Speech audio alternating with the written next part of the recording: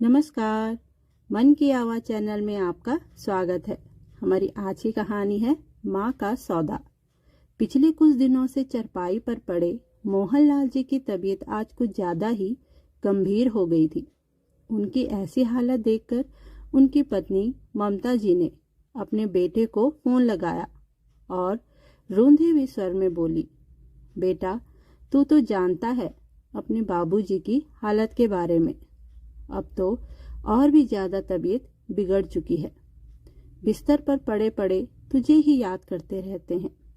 हो सके तो थोड़ा सा समय निकालकर अपने बाबूजी से मिलने आ जाओ।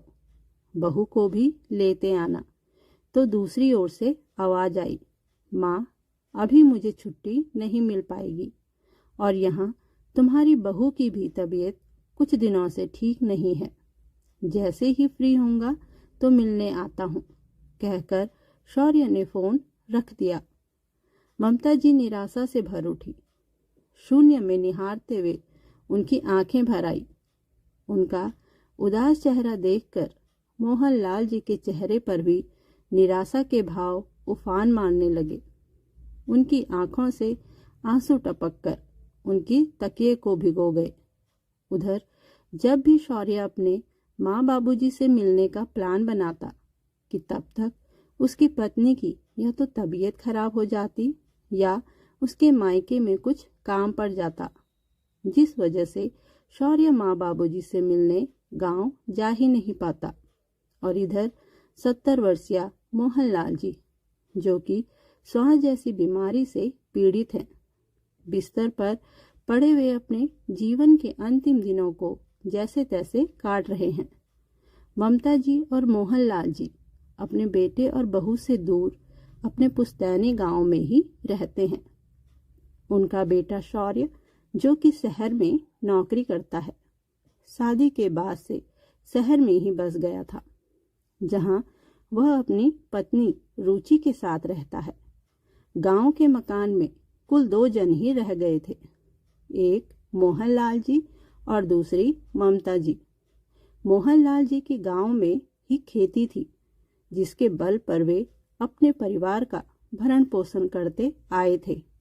माता पिता दोनों ने अपना पेट काटकर अपनी औलाद को अच्छा जीवन दिया और अपने बेटे को पढ़ा लिखाकर इस मुकाम तक पहुंचाया था कि वह आज सर उठाकर जी सके। अपने परिवार को एक बेहतरीन जिंदगी देने के लिए उन्होंने अपनी सारी उम्र मेहनत करने में लगा दी। बड़े अरमानों के साथ अपने इकलौते बेटे का ब्याह रचाया था। फिर उम्र के साथ साथ उनके शरीर की ताकत कम होने लगी, जिसके कारण अब वह अपने खेतों में काम करने से लाचार हो गए थे। इसलिए अपनी जमीन को ठेके पर दे दिया। परंतु समय के साथ साथ उनकी हालत ज़्यादा बिगड़ती गई तो पता चला कि वे इस श्वास जैसी बीमारी से जूझ रहे हैं। उनकी बीमारी के इलाज में उनका सारा बजट खत्म हो गया था। यहाँ तक कि उनके खेत भी बिक गए थे। ले दे के पुश्तैनी मकान ही उनके पास बचा था।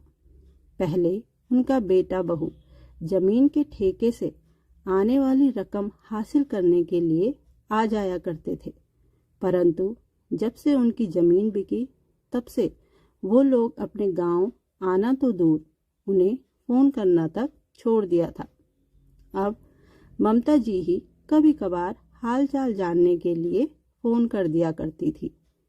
अक्सर ममता जी अपने बेटे को फोन लगाकर उसे आने को कहती, परंतु हमेशा उसका एक ही जवाब होता कि मैं अभी व्यस्त हूँ। आज जब शाम हुई तो अचानक मोहनलाल जी ने कहा, ममता, मेरा जी बहुत मचल रहा है। ऐसा कहते हुए उनकी सांसों की गति तेज होने लगी। यह सुनकर ममता जी घबरा गई और तुरंत अपने पति के लिए रसोई में से नींबू पानी बनाकर ले आई। लेकिन आकर देखा तो मोहनलाल जी बेसुध हालत में पड़े थे। हाथ पांव में जैसे जान ही नहीं थी। उनकी आंखें पथरा गई थी और मुंह खुला का खुला था और इस समय उनकी गर्दन एक तरफ लुढ़क गई। ममता जी को समझते देर न लगी कि उनके पति मोहनलाल जी उन्हें हमेशा के लिए छोड़कर जा चुके थे। ममता जी की तो जैसे दुनिया ही उजड़ गई। घुटनों के बल बैठकर रोने लगी। आखिर मोहनलाल जी के अलावा उनका अपना था ही कौन। बेटे को तो अपने पिता के अंतिम संस्कार तक में आने का भी समय नहीं था। शाम तक इंतजार करते करते जब सभी रिश्तेदार और गांव वाले थक गए तो मोहनलाल जी को अंतिम संस्कार के लिए शमशान ले जाया गया और वहीं उनका बेटा शौर्य अंत में वहां पहुंचा और अपने पिता के मृत शरीर को मुखाग्नि दी। अभी 2 दिन ही बीते थे कि उनकी बहू रुचि अपनी सास के पास आकर बोली कि माँ, इनको ऑफिस में बहुत ज़रूरी काम है। उस दिन भी बड़ी मुश्किल से छुट्टी लेकर आए थे। अब जो होना था सो हो गया, उसे तो बदला नहीं जा सकता, लेकिन इनका काम बहुत ज़रूरी है, इसलिए अब हमें जाना होगा। ममता जी गुमसुम सी बैठी हुई थी। उन्होंने ना तो उन लोगों को जाने के लिए कहा और ना ही उसे रुकने के लिए कहा। बस एकटक शून्य में निहारती जा रही थी। परंतु गांव वाले और रिश्तेदार जो वहां इकट्ठे हुए थे, उन्हें बहू की बातें सुनकर बड़ी हैरानी हुई। वह बोले, माना कि तुम अपनी जिंदगी में बहुत व्यस्त हो, परंतु माँ बाप के क्रियाकर्म का फल तो किस्मत वालों को ही मिलता है। माँ बाप ने तो अपना कर्तव्य निभाया है, अब तुम्हें भी अपना फर्ज निभाना चाहिए। लोक लाज के कारण रुचि को मन मारकर 13 दिन तक रुकना पड़ा। पिता की 13वीं करने के बाद जब शौर्य अपनी पत्नी के साथ शहर के लिए निकलने लगा, तभी उन लोगों को गांव के कुछ लोगों ने रोककर कहा, बेटा, तुम्हारी बूढ़ी माँ का केवल तुम ही एक सहारा हो। तुम लोगों के अलावा अब उनका कोई भी नहीं है। तुम भी उसे इस हालत में यहाँ छोड़कर चले जाओगे तो उन्हें कौन संभालेगा। ऐसा करो, तुम अपनी माँ को भी अपने साथ ले जाओ। तुम लोगों के साथ रहेगी तो कम से कम उनका समय तो कट जाएगा। यहाँ अकेले तो घर भी उन्हें काटने को दौड़ेगा। गांव वालों की बात सुनकर शौर्य को अपनी गलती का एहसास हुआ, लेकिन वो अपनी पत्नी के स्वभाव को जानता था, जिस कारण कुछ कह नहीं पाता था। गांव वालों की बात सुनकर रुचि बोली, लेकिन गांव की आबो हवा माँ के लिए ज़्यादा अच्छी है। फिर शहर में हमारा घर इतना बड़ा नहीं है कि हम माँ को भी अपने साथ रख सकें। तभी एक बुजुर्ग बोल पड़े, बेटा, तुम शायद नहीं जानते कि तुम्हारी माँ ने अपने जीवन में क्या खो दिया है। तुम्हारे पिताजी इस उम्र में भी तुम्हारी माँ का पूरा ख्याल रखते थे।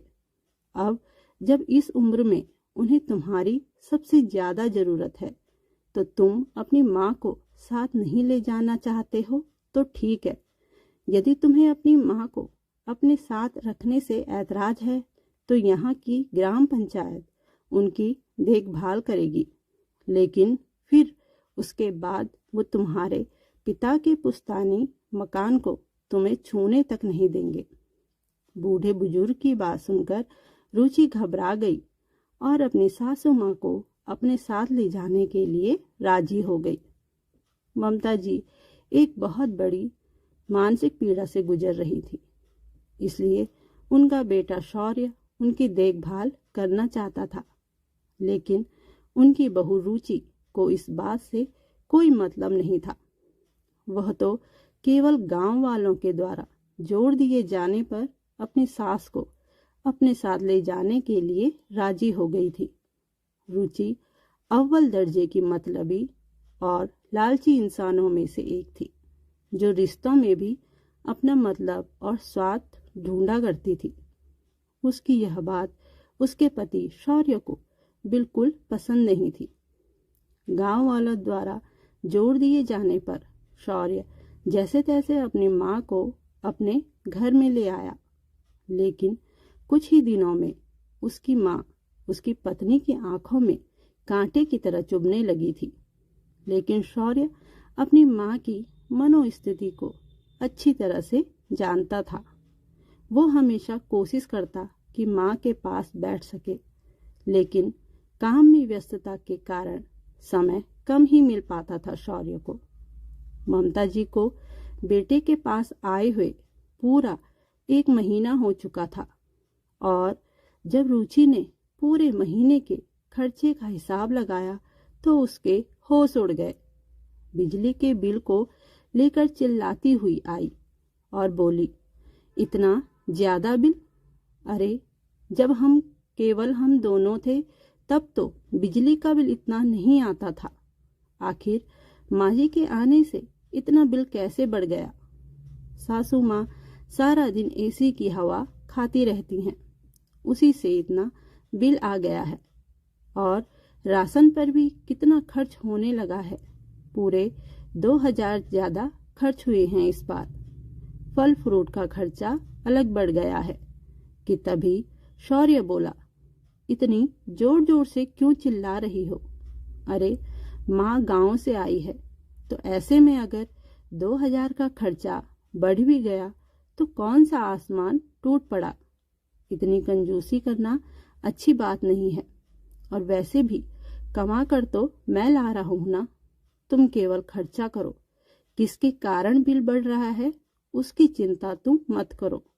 और सुनो, वो मेरी माँ है और अब वह हमारे साथ है, तो हमें उनकी जरूरत का ध्यान रखना चाहिए। और तुम हो कि अपने थोड़े से खर्चे पर चिल्लाने लगी। अरे, चिल्लाऊं नहीं तो और क्या करूं?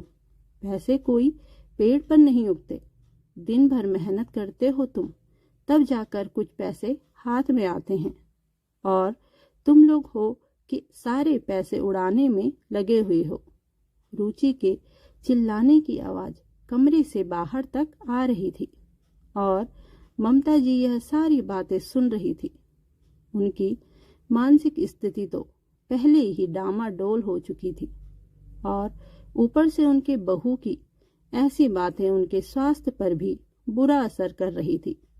बढ़ते खर्चों को लेकर शौर्य से झगड़ा करना रुचि का रोज का काम हो गया था, जिसका परिणाम यह हुआ कि ममता जी की तबीयत दिन प्रतिदिन बिगड़ती जा रही थी। रुचि को अपनी सास से जैसे कोई मतलब ही नहीं था। अपनी माँ की तबीयत बिगड़ती देख शौर्य ने रुचि से कहा, रुचि, मुझे टाइम नहीं है, प्लीज तुम माँ को किसी अच्छे डॉक्टर से के पास दिखा लाओ। माँ की तबीयत ठीक नहीं है। मन महसूस कर रुचि अपनी सास को डॉक्टर के पास ले आई और जब दवाई दिलवाकर घर पहुंची तो दवाइयों को मेज पर पटकते हुए गुस्से में चिल्लाने लगी, शौर्य, आ गए हो क्या तुम ऑफिस से?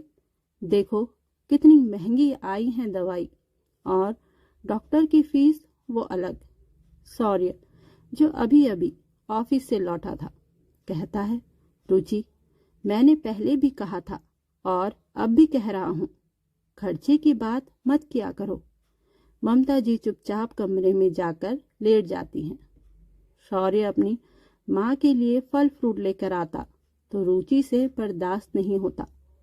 शौर्य का यूं अपनी माँ की देखभाल करना रुचि को अखर रहा था। एक दिन ममता जी अपनी खाने के प्लेट को किचन में रखने जा रही थी कि अचानक उनके हाथ से प्लेट छूट गई कि बस रुचि का हंगामा शुरू हो गया। शौर्य, कहाँ हो तुम? बस अब बहुत हो गया। मैं इससे ज्यादा तुम्हारी माँ को बर्दाश्त नहीं कर सकती। इन्हें झेलना अब मेरे बस की बात नहीं है, इसलिए तुम इन्हें कहीं छोड़ आओ। रुचि के इतना कहने की देर थी कि शौर्य अपने कमरे से दौड़ता हुआ बाहर आया और आश्चर्यचकित होते हुए बोला, छोड़कर आओ का क्या मतलब? कहाँ छोड़कर आओ और किसके पास? शौर्य, मुझे यह सब नहीं मालूम, बस मैं इतना जानती हूँ कि अब मुझे और बर्दाश्त नहीं हो सकता। अरे, हर चीज की एक हद होती है। क्या तुम्हें मालूम भी है कि माँ की दवाइयाँ कितनी महंगी आती हैं? अरे, इतने में तो हमारा पूरे महीने का खर्च निकल आए। ऐसे ही खर्च करते रहे तो हम सड़क पर आ जाएंगे। अरे, खाने तक के लाले पड़ जाएंगे हम लोगों के। इससे अच्छा है कि माँ को ही कहीं छोड़ आओ। इस पर शौर्य ने गुस्से से कहा, ये कैसी बातें कर रही हो रुचि? वो मेरी माँ है और तुम उन्हें सड़क पर छोड़ने की बातें कर रही हो? ऐसा सोच भी कैसे सकती हो तुम? और मैं ऐसा बिल्कुल नहीं होने दूंगा, समझी तुम? अपने पति की ऊंची आवाज सुनकर रुचि हैरान हो खड़ी रह गई, क्योंकि यह पहली बार था जब उसके पति ने इतनी ऊंची आवाज में बात की थी। परंतु उसके बाद ही शौर्य ने बात को संभालते हुए प्यार से अपने पत्नी से कहा, देखो रुचि, मैं जानता हूँ कि आजकल महंगाई बहुत बढ़ गई है, लेकिन इसका मतलब यह तो नहीं कि हम अपनी जिम्मेदारी से पीछे हट जाएं। वो मेरी माँ है, जिसने मुझे जन्म दिया, जिसने बचपन में मुझे उंगली पकड़कर चलना सिखाया, पाल पोस कर बड़ा किया, और अब जब वह बूढ़ी हो चुकी है तो उनकी ममता का कर्ज मैं इस तरह अदा करूंगा? मैं उनका बेटा हूं, तो उनकी जिम्मेदारी भी सिर्फ मेरी है और किसी की नहीं।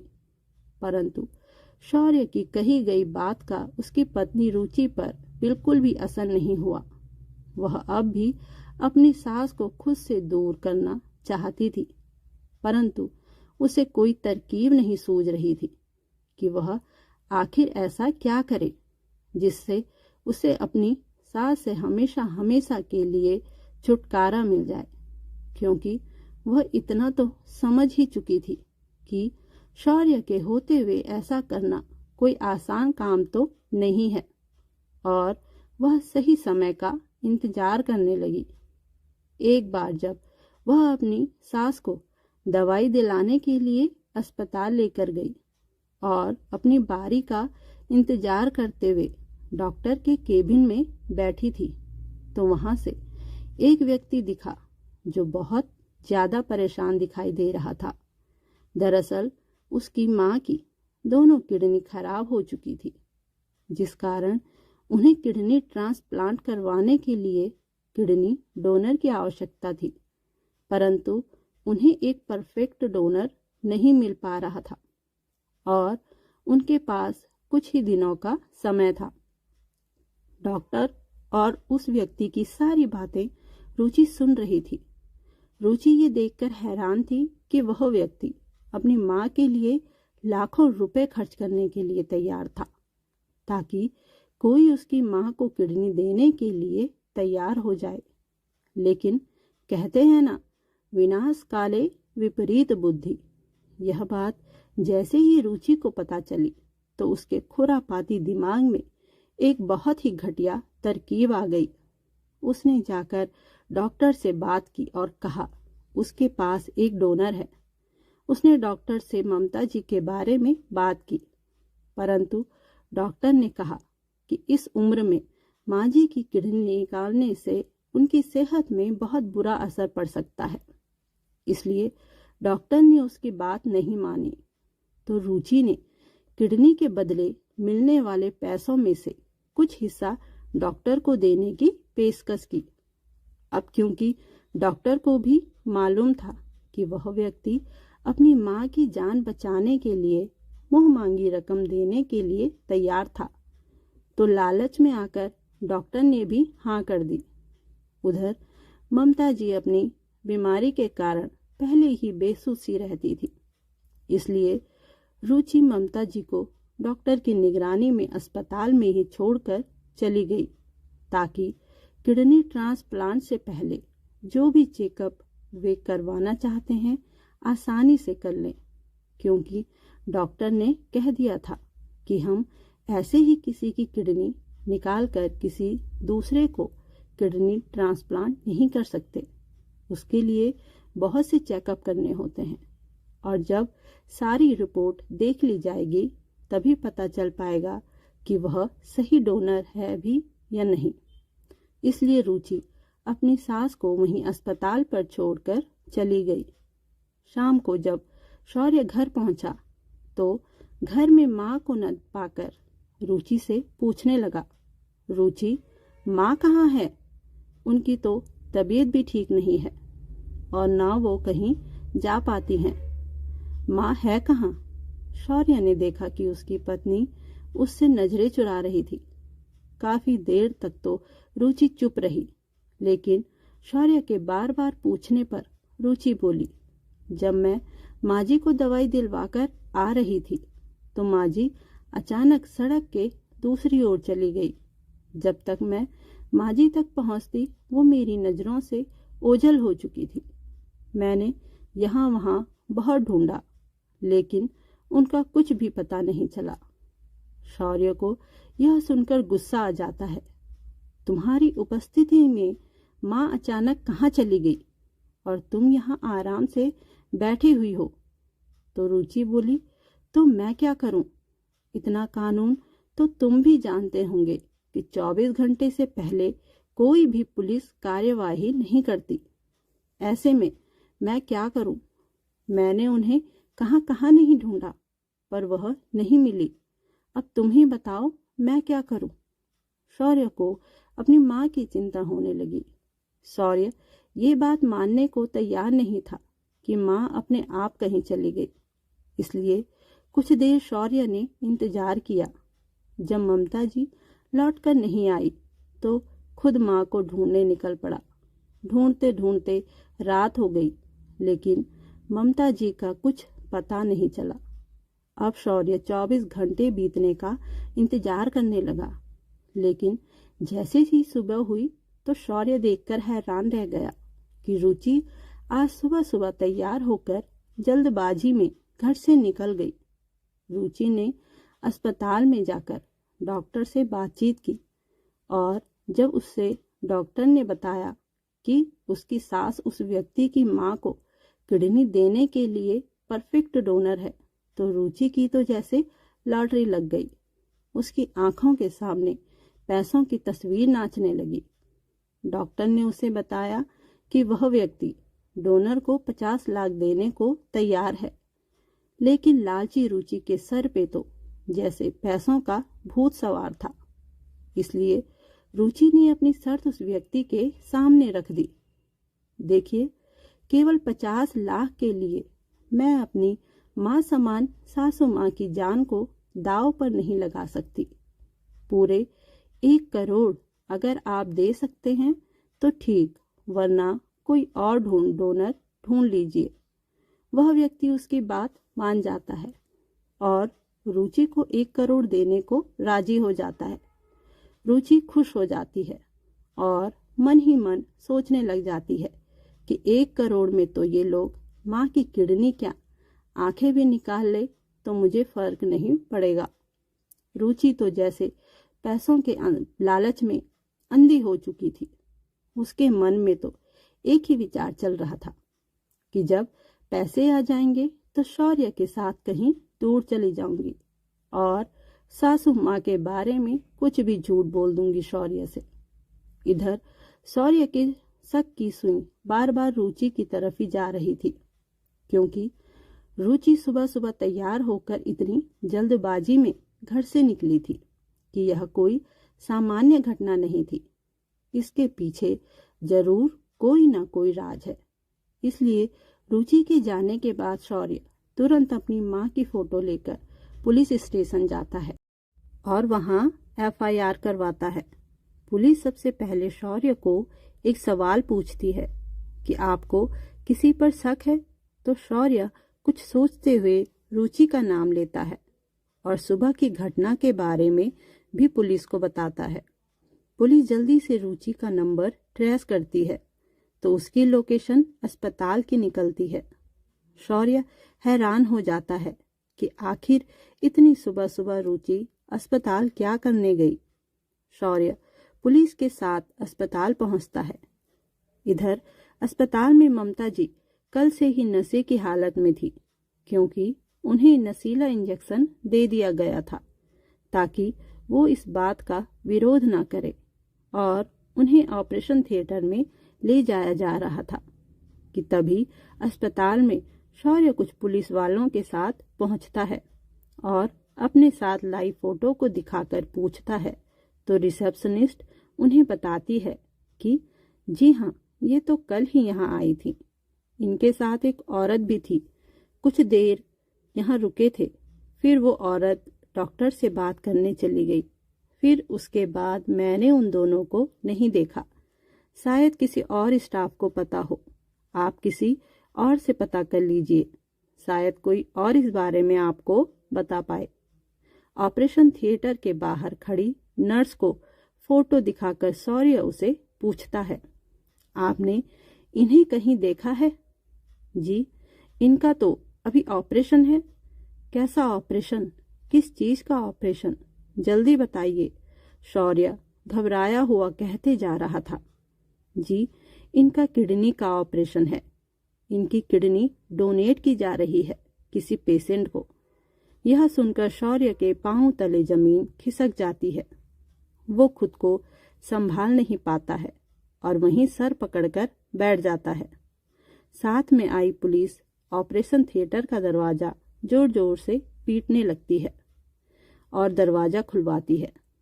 शौर्य पुलिस के साथ साथ अंदर जाता है और अंदर का नजारा देख के उसकी आंखें फटी की फटी रह जाती हैं। उसकी माँ की किडनी निकालने की पूरी तैयारी हो चुकी थी और माँ बेहोशी की हालत में पड़ी हुई थी। उन्हें तो इस बात का अंदाजा भी नहीं था कि उनकी इकलौती बहू उनके साथ आज क्या करने वाली थी। तभी रुचि कमरे में आती है। उसके हाथ पर पैसों का बैग होता है और साथ में वह व्यक्ति भी होता है जिसकी माँ को ममता जी की किडनी लगाई जाने वाली थी। रुचि ने जैसे ही शौर्य को पुलिस के साथ देखा तो वह घबरा गई और चालाकी दिखाते हुए वहां से भागने लगी। लेकिन अब उसकी और चालाकी नहीं चलने वाली थी।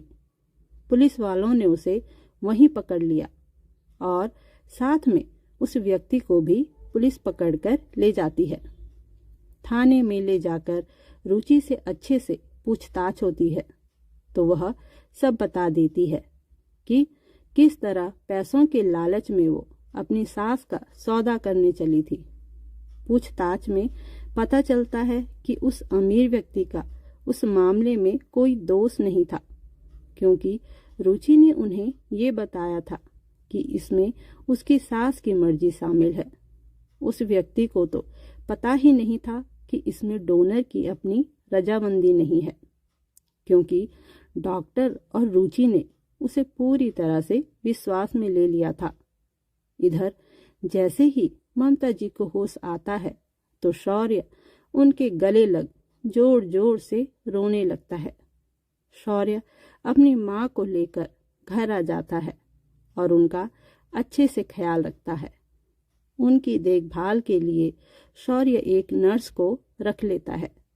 धीरे धीरे ममता जी की सेहत में सुधार होने लगता है, परंतु रह रहकर उनके मन में ये ख्याल आता है कि आखिर उनकी बहू कहाँ है। जब ममता जी ने शौर्य से बहू के बारे में पूछा तो शौर्य अब उनसे कुछ छुपा नहीं पाया। अस्पताल में हुई सारी घटना अपनी माँ को बता देता है। सब बातें सुनकर ममता जी हैरान रह जाती है, लेकिन फिर दूसरी ओर अपने बेटे को देखती है तो मन में कुछ तसल्ली होती है कि कम से कम बेटे को तो उनकी चिंता है। अपनी इस घिनौनी हरकत के कारण रुचि को 3 साल की सजा मिली। वहीं डॉक्टर को जुर्माने के साथ साथ सस्पेंड भी कर दिया गया। समय बीतने के साथ साथ शांत और शुद्ध माहौल में ममता जी का स्वास्थ्य अच्छा होने लगा था और इधर शौर्य ने रुचि से डाइवोर्स की फाइल भी लगा दी थी। धन्यवाद दोस्तों। कहानी पसंद आई हो तो कमेंट, लाइक, चैनल को सब्सक्राइब जरूर करिएगा। धन्यवाद दोस्तों।